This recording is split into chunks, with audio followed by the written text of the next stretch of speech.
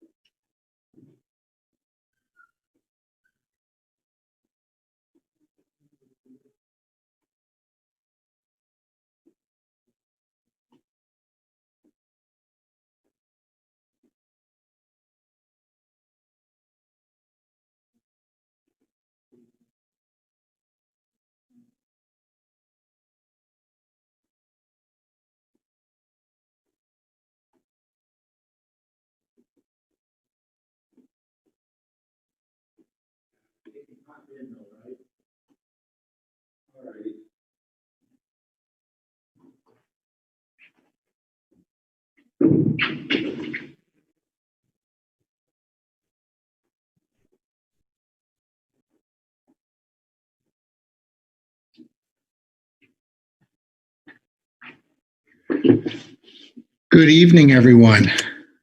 I apologize for the delay. We've had a few minor technical difficulties, so we appreciate your patience. Thank you again to our parents and those who are joining us this evening. We appreciate you giving us a few minutes of your time tonight. Our plan is to go 45 minutes tops. We want to respect everyone's time. I know we may be infringing on personal time, dinner time, etc. So we want to be conscious of that. And again, to our parents, thank you very much for joining us this evening. I'd also like to thank Dr. Julie McDonald. Dr. McDonald will be facilitating our session this evening. She'll be running the controls, allowing people in, gathering questions, etc. I'd also like to thank our Board of Education. We're truly blessed in Huron. We have a highly engaged Board of Education. They're committed to service. I think they've proven that time and time again, so thanks to the Huron Board of Education. But most importantly, I'd like to recognize our students and our faculty and staff for the effort that they've given over the last almost 2.5 months of school. Quite frankly, we would not have the opportunity to even consider modifying our restart plan if it wasn't for the effort of those folks, again, our students and our faculty and staff. If you recall, way back in July, when we initially rolled out our plans and how to restart the school year, we stated in that restart rollout that we would review how the start of school went within the first 30 days of school. And we've done that. And we did that for the reason of possibly modifying the plan, which we were well intended to do. I will say that what we're going to talk about tonight is a bit different than what I actually had set to go within the last 24 to 36 hours. During that time, several things have changed, which I'll discuss here in a bit later. But one thing that I'm going to stress through this evening multiple times is our district's commitment, our district's goal next to the safety and well-being of our students is to get our students back on campus 5 days a week. That is the overarching goal, and I'm quite confident we're going to get there. That's the optimist in me, but I really believe our community can pull it together, our faculty and staff can pull it together, and we absolutely know our kids can pull it together. So with that said, Dr. McDonald, if you change the slide, please.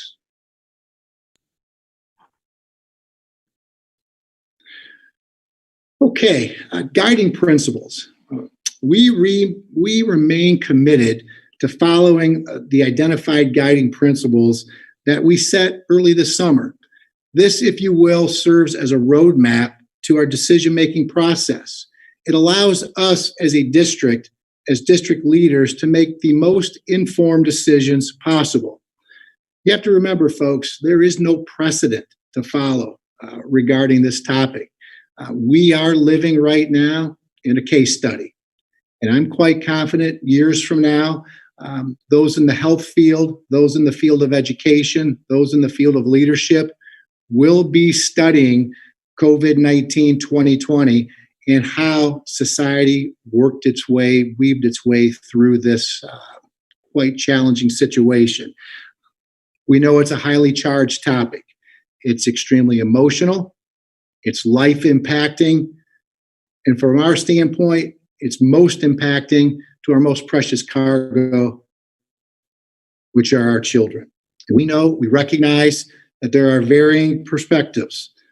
And all of the perspectives regarding of what we do and what we do not do, they're all worthy of consideration.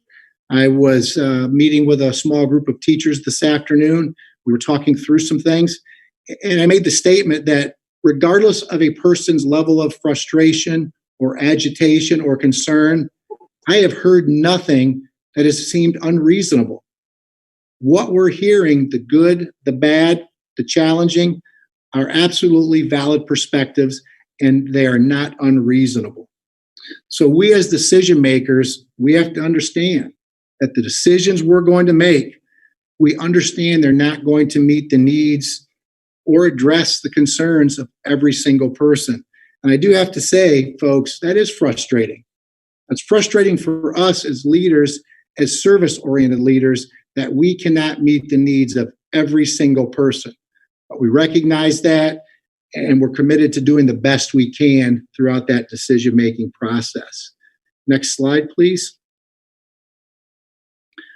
I don't think you need me to tell you that we're living through a once-in-a-lifetime global pandemic and the challenges that brings for us.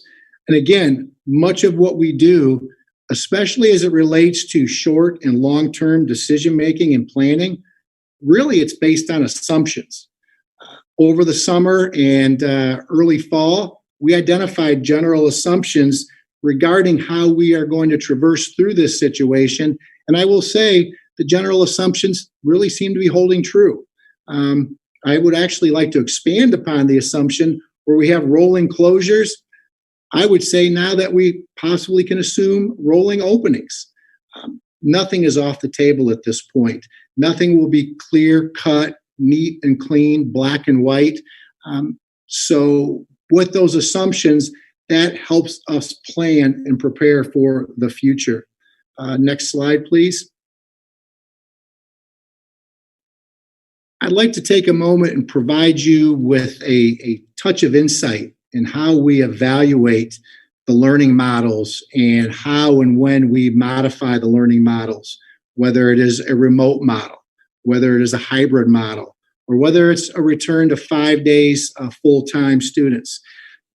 To better inform the decision-making process, again, when there is no template on how to do this, our team is designed and follows an evidence-based framework.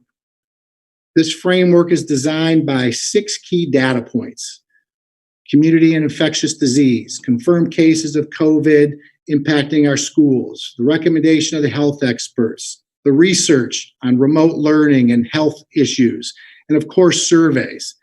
Each one of these data points are individual, and not one of them are more or less important than the other. Really, when we look at a situation like, do we stay hybrid? Do we go to full 5 day? Do we go back to remote? We look at these key data points and the data that we're learning from that, and we make decisions based on the totality of the evidence that we have. Because again, as we all know, this is a very complex, complicated situation. Individual parents' needs, individual student needs, individual faculty and staff needs, community needs, mental health, education, finances, an extremely complex challenge. And to make the best, most informed decision, we have to look at and evaluate multiple data points to ensure, quite frankly, that we're making the best decision. So following this model over the last 30 days, let me give you a little insight of what has transpired over the last, again, 24, 36, 48 hours. You received multiple emails. Again, I apologize for all of the confusion that this may cause, but we're trying to be transparent and keep you up to date as we have information. With that said, Monday evening, I received information from the local health department, information that I was able to confirm Tuesday morning about the status of what is happening in Erie County. Now, again, no surprise. We all watch the news and read the newspaper. We're experiencing some challenges right now, not only in Erie County, across the state, across the globe, of an increase of cases, okay? I learned during that time that our county was steering towards a return to red or level 3. If you recall, when our district decided to return to school following a hybrid model, Erie County was at a level 3. Now, while I do not want to diminish the color and the level, that's very important. But what we do to get the best possible data is we look behind the alert and the level, the color and the level. In July and August, when we were red as a county, the origin of many of the cases leading to the uptick, those cases originated in long-term care facilities. Okay. What is different this time with the severe uptick in cases? What the health experts are telling us that the long-term care facilities, they're experiencing minimal new cases.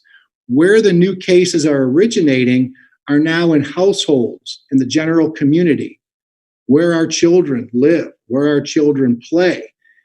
From my understanding from the epidemiologist, that is making it very difficult to contact trace. So with that information that we are steering towards a red, the obvious that there's an increase of cases, where the cases are occurring, I made the decision that we would press pause on a full 5-day return.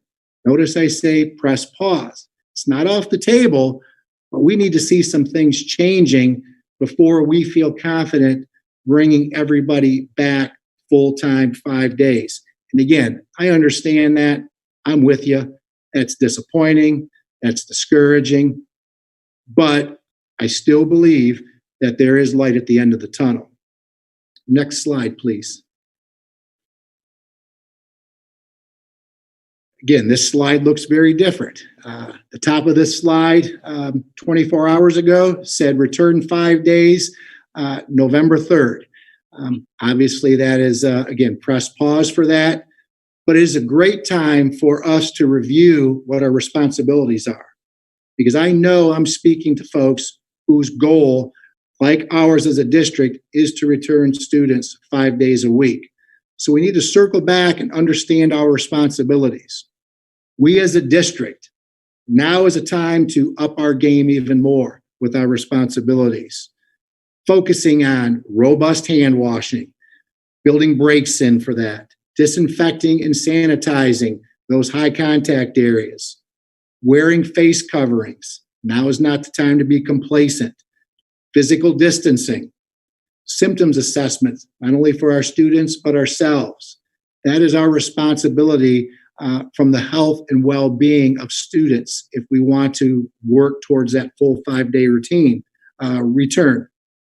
But I do have to say, folks, it does not end at our doorstep. The whole responsibility cannot be on Huron City Schools alone.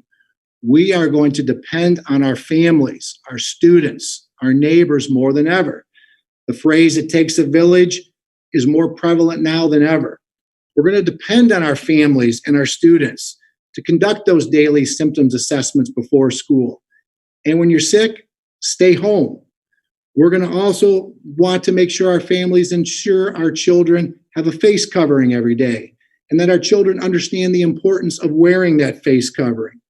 We want to ensure our students understand, our children understand the importance of washing our hands frequently in and out of school.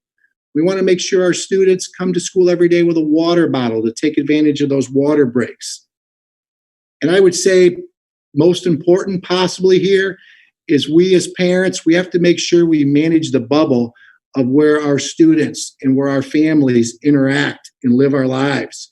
We have to make sure that we're making sound choices and making good decisions when it comes to our bubble that we live in.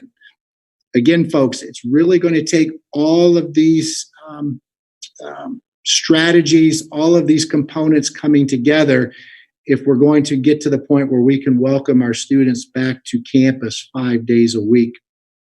Next slide, please. A question I was asked, and in hindsight, I believe I poorly communicated this when we started talking about returning students back 5 days. And when I say I poorly communicated, I was asked, well, what does it look like? You're giving us no details. And again, living this every day, I'm going off of my assumptions. I just assume everybody knew what I knew, and I forgot that we're all addressing this and living it at a different pace. But quite frankly, folks, for the most part, the operations of what school will look like in a hybrid versus a 5-day full return of all students really will not look much different. One thing that will become a challenge for us, though, physical distancing. A goal is 6 feet, but in all candor, folks, we bring all of our students back. That is a goal that we will probably not achieve in every situation. With the size of our buildings and classrooms, it will be a challenge, but that will be a goal that we continue to strive for. And when we cannot achieve that goal of 6 feet, this is where it becomes most important to, again, continue wearing the face coverings. We continue stressing the other layers of mitigation. Modified student routines, visitors, the hand sanitizing stations, the reinforcing hand washing, all that will look the same, quite frankly. Next slide, please. Again, I won't read through all of these for you. You as parents, we've experienced this now, our students, how arrival dismissal routines look, those high-touch surfaces.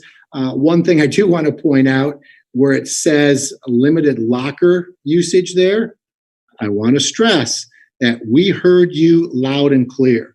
And I want to thank Mr. Dowdy, Mr. Carter, and Mr. Lamb for adjusting their protocols once they heard from you, our parents, and heard from our students. By limited locker usage, lockers are available. The limited usage is there'll be locker breaks built in, like I think we're experiencing right now. So there will be really no change to that as well. Transportation, we'll have incidents where we have 2 students to a seat. Again, wearing face coverings will be mandatory, and using the hand sanitizer. And again, this is when we get to that point to return 5 days a week full time. Next slide, please. So as I mentioned, operational, it will look very, very similar when we get to the point of a 5-day routine. Communication plan, I just want to share this with you because communication is key. I just urge our parents to contact the practitioners. Contact the list of people you see on the screen right here. These are extremely knowledgeable folks. That is the source of information. I would stress for you to utilize this contact information before the frustration levels rise, before the agitation arises, and the dissatisfaction rises to a level of you're at your wit's end. Please contact the practitioners. Allow us to help work through challenges with you. We will do our very best to meet the needs. And as I said, I'll say this multiple times, our goal, our end game is to return students to campus full-time, 5 days a week. And again, the optimist in me says we will get there sooner than later, but we're going to rely on everybody to do the right thing to help us manage this unmanageable situation, if you will. Next slide, Dr. McDonald. I want to leave you, before we open up for questions, I want to leave you with a quote from one of my favorite books. It is called The Shark and the Goldfish by John Gordon. Very good book for you. I encourage you all to pick up a copy. Very easy read, but laced with wisdom. Book, Sammy the Shark, a jolly fellow, was a mentor for Goldie the Goldfish. And his quote to Goldie the Goldfish stays with me quite often, more times than not lately. And I'll read it for you, and I just ask that you reflect on this quote here for a moment. Sammy says to Goldie, "Everyone is tested in the ocean. Life is going to deal everyone waves of adversity and challenge. But what matters most is how we respond." Again, very simple quote from Sammy the Shark, but I cannot think of truer words to live by than that quote right now. So again, I wanted to leave plenty of time for questions and answers. I will share with you that we'll answer as many questions this evening as we can. If we don't get to all the questions, or I cannot provide an answer, we are scribing the questions, and we will provide answers in written form to all the questions, and we will email them to everyone before the end of the business day Friday. So I want, again, our goal is to provide you with as much information as we possibly can. So at this point, Dr. McDonald, I will ask you to begin reading questions for us.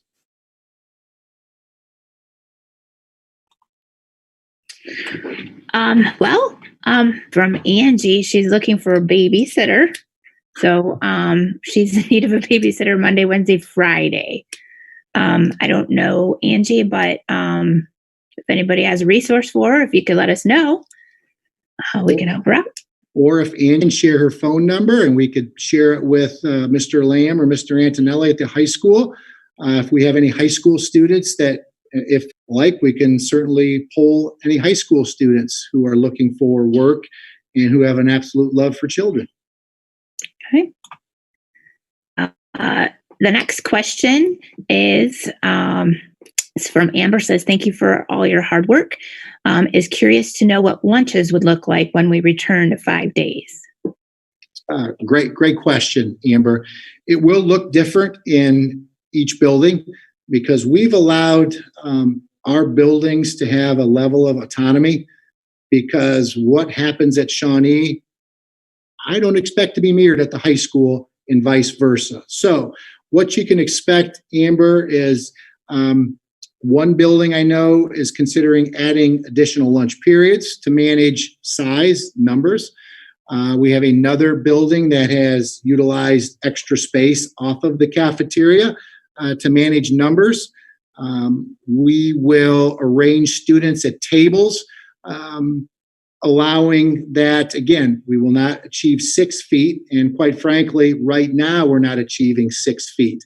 We'll be in that 3 to 4 feet bubble, if you will. Each of our lunch tables still have a plexiglass divider between each section. So that is what we are going to be doing at this point for lunches. But I do want to caution everyone, we're drawing these plans up without actually seeing them in play. Okay. So there possibly could be, maybe, adjustments as they go, because what sounds good on paper may not actually look great when you run the play. So there's always that, and I see the screen still says adapt and change. We're going to live by adapt, adjust, and change along the way. So great question, Amber. Okay, Denny, the next question, and this is a little bit lengthy, so I will do my best here, is have we considered a model that combines the hybrid and the 5-day return?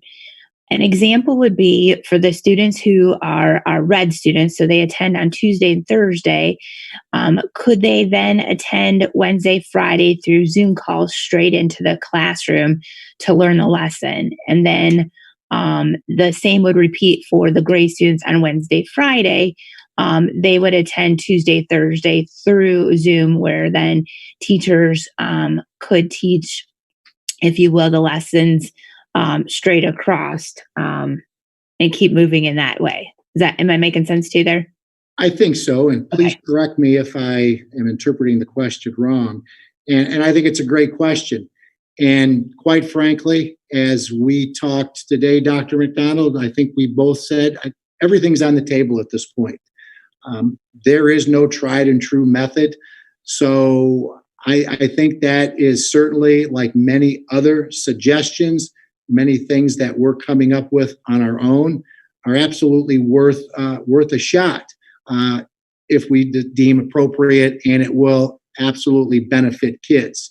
One of the questions I would have, and again, if I understood the question correctly, but if a child is in class on Wednesday and then Zooms in, quite frankly, there's the chance it'll be the same lesson. So that presents a challenge if they're Zooming in on days where they're not in school. But we do have, and I'm going to be a little long-winded here, but I apologize, but I'm really excited about the way our faculty and staff is utilizing Tiger Day, the Monday day, getting it's an additional instruction, not for everyone, but we do have a population of students who have specific needs or services that they need. And it doesn't have to be identified as a special education by any stretch of the imagination. It could be for a host of reasons. It could be an assessment day. I know how the high school is doing it. We know that the high school has lab day on that Monday. So again, a long answer, but really anything can be on the table and is worth examination at this point. So Denny, just to clarify, the question would be is when the students are attending via Zoom, the lessons would all be new. So, kind of in the high school is doing this a little bit too, is they have live sessions where kids are Zooming in some of their classes. So, the next question from Courtney: explain why other schools in the Erie County area have decided to return to a 5-day schedule, but you have considered a different option. Well, a great question, and I am not in a position to I guess, comment on other districts' decision making, because I'm not privy to their board discussions. So I really can't comment on why they're doing what they're doing. All I can reiterate is when I received the information that the county was trending towards a new alert level, and again, at a point, but what really caught my attention was the reason why, where the new cases are occurring. Previously, when districts decided to go back, we may have been read cases were occurring at long-term care facilities. Manageable, really has, to some level, nothing to really do with schools. Now, the new cases, the origin now is in households. It is occurring through the general community, and that's quite concerning. Now, you add that to the component of the number of cases that are occurring and where they're occurring. Again, I felt it was in our best interest to press pause. Maybe it would have been a different conversation if we were full remote. But we're at a place that, while granted, it's not working for everybody. Absolutely get that. Absolutely. But we're still able to allow some level of in-person engagement right now to press pause. Denny, this is from Ethan, and Ethan, I'm going to make an edit here. It says, will we be waiting until the end of the second quarter before we look at the possibility of returning to school? Ethan has second semester, but that would put us at the end of the year. So I believe if you could talk about the end of the second. Ethan, thank you. That's a great question, and great question. No, when I talked about open or rolling openings, if you will, we're going to review this data. Prior to this meeting, I had a phone conference with one of the epidemiologists at the health center, at the health department, wanting to get an idea. What's it going to be when the data drops tomorrow from the state? Our team is committed to having weekly reviews, weekly examinations and conversations with the local health, looking for a break in the trend, looking for a will that will give us the confidence that we're doing the right thing, the safest thing, while trying to make sure we're meeting the needs of our kids, their academic and social services that they need. So with that said, Ethan, no, at this point, this will be a decision not made on arbitrary benchmarks. It is when the time is right, we're going to go. Melissa had a similar question. Just how many weeks at a time will students be assessed for the 5 days? As I mentioned, we're going to reassess weekly. Now, obviously, the experts who do this for a living, study viral epidemics, they say you need multi-trend. Now, I'm not saying we wait multiple weeks, but we need to see a window of time. And again, following the recommendation and guidance of those experts. But again, we'll follow it, we'll review it weekly. And when we identify that we feel is a trend and that our feeling is substantiated by the experts, I'm going to propose to our board, to our team, that we move forward. Okay. So Denny, just students and considering setting the blended schedule, the hybrid, it seems to be working well. But what are the chances you will change to 5 days, or will this be a definite 9 weeks, like we just did? So I believe you've covered that. And I encourage a question like that. Please reach out to Dr. McDonald. Maybe Dr. McDonald, you can grab a phone number. Again, have a personal, private conversation. We can go into a little more depth to make sure we're meeting that need, because that's a great question, and I'm sure many parents have that question. This is a difficult decision. So, Denny, do you foresee any changes to the school calendar, in particular changes to any of the holiday or winter breaks being reconfigured? At this time, no. There has been no discussion. I don't anticipate anything. I would never say no. There's been no discussion at all regarding that, at least at this point. Okay. And then Tammy's asking, how are the kids on virtual going to get caught up from the late start, and how will it affect? Dr. McDonald, you may have to help me with that one a bit. By late start, I'm not quite sure exactly what that means. Tammy, if this is in reference to the Huron Virtual Academy, if the students are meeting the pacing guidelines set up in their courses, it should not be an issue. So if they're on their pacing guide, they should be good to go for the quarter. Now, please understand too that the curriculum in the Huron Virtual Academy is not the same curriculum. They're two different entities that we have between the building and what's going on in Virtual Academy. So it's not an exact match just because curriculums are not exact. So if you have further questions, Tammy, Mr. Muratori has stated, if you could give me a phone number, we could talk. That would be great.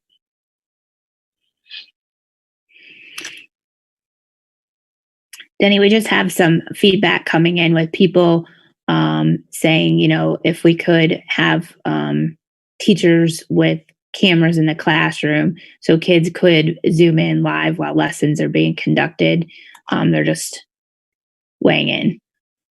No, I know that schools are doing that. I know that it works in some cases.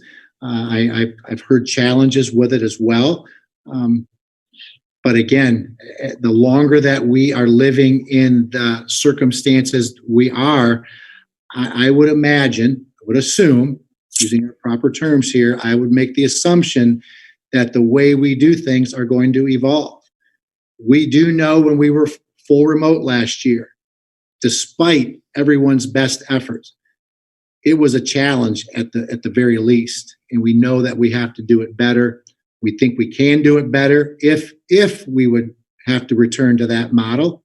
And you never say never, but cameras, et cetera. I do know that our teachers, and in the event that we did go full remote, we invested in cameras for computers to engage students more. And certainly Dr. McDonald, if you want to weigh in on that as well.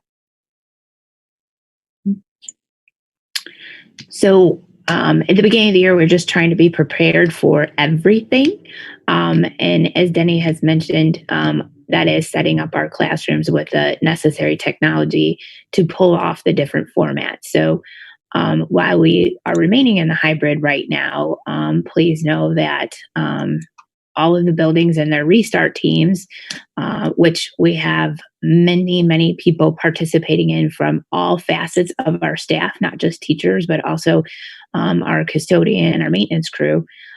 They're looking, if we were to go full remote, that has to look much different than it did last spring. So with that being in play, as Denny said, getting, remote cameras set up and whatnot, the teams are working on that. We hope it's a plan we don't ever have to use, quite frankly. So. Well said, Dr. McDonald.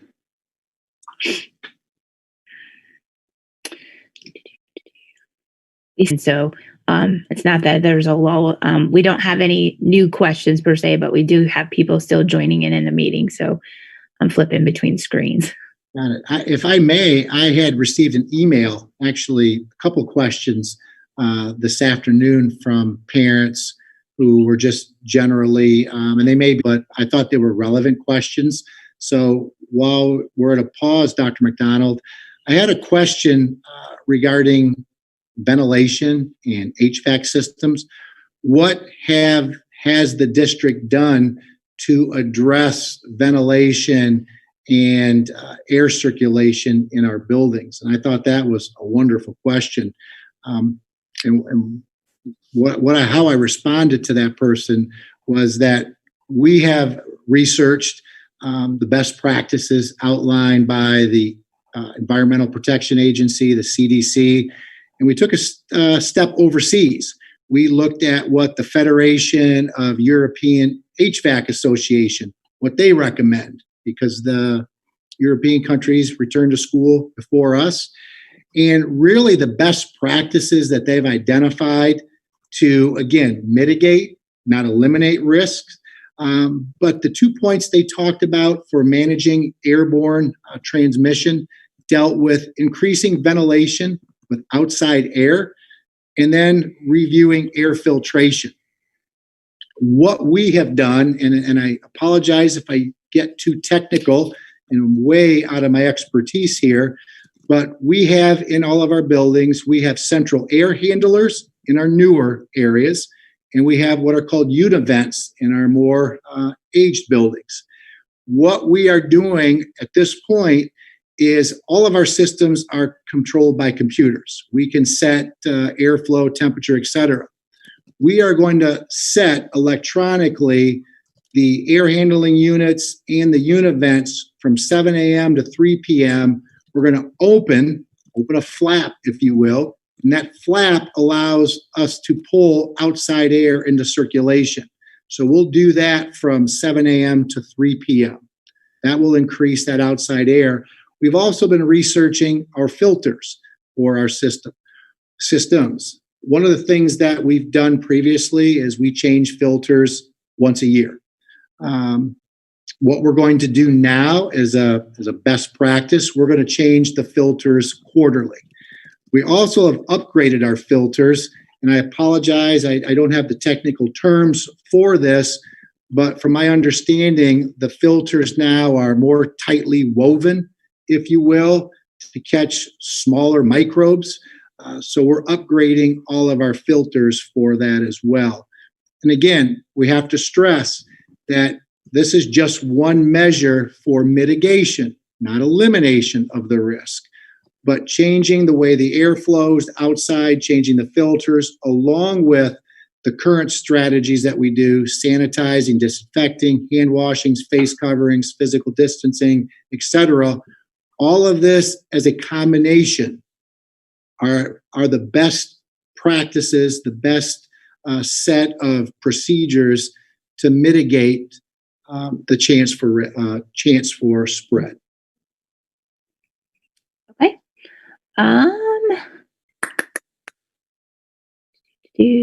Sorry, we have a couple of people sending me phone numbers, so I just want to make sure I don't skip anybody. Okay.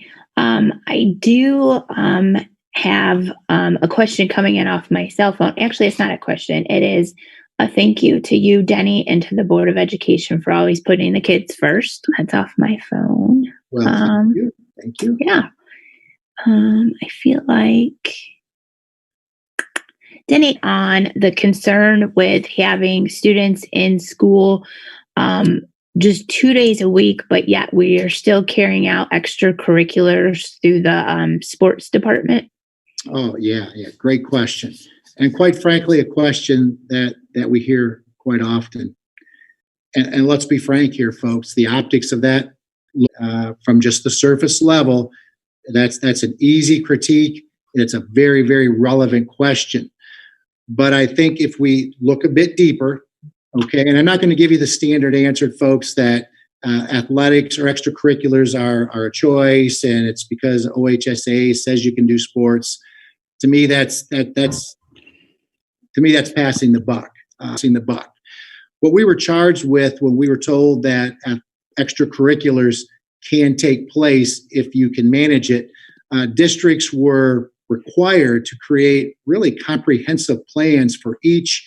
We'll talk about athletics for a second.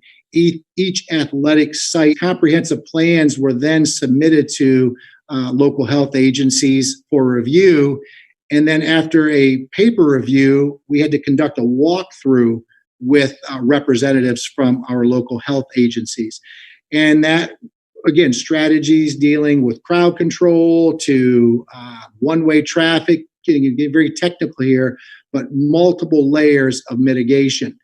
And our plans approved, but we had a visitation twice from an OHSAA compliance officer to 2 of our football games, and we passed with flying colors. We were thanked, we were congratulated, and really it's because of our students and our coaches and all of the volunteers that stepped up working events. If you've attended events, you've noticed ushers, you've noticed door greeters, restroom attendants. Again, taking what we were allowed to do, if we did it the right way, we were able to maximize that on it. But I also want to say a deeper dive to this. Maybe this is the dad in me, maybe it's the lifelong educator. The optics look bad. Advocate for kids, and kids have lost an awful lot now. And the research will tell you the isolation, the lack of socialization, how that impacts mental health, how that impacts just social development. If there is a nugget, we can do X. If we do Y, and it's going to help a kid, we're going to do it every time. We're going to take a chance on a kid, and we're going to do it every time. So that's a bit of a rational answer, but you also receive some of my emotion in that answer as well. So it's a great question. I know it looks challenging, but I think the benefits, at least this point, we've been able to pull it off. So the benefits at this point are outweighing the risk.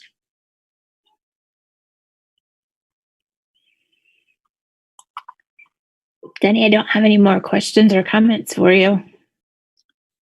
Gosh, well, that's again, folks, I know this is real life. It's hitting us quick, fast and furious. Emails are coming and going, and plans are evolving and changing, and what's up turns to down, what's right turns to left.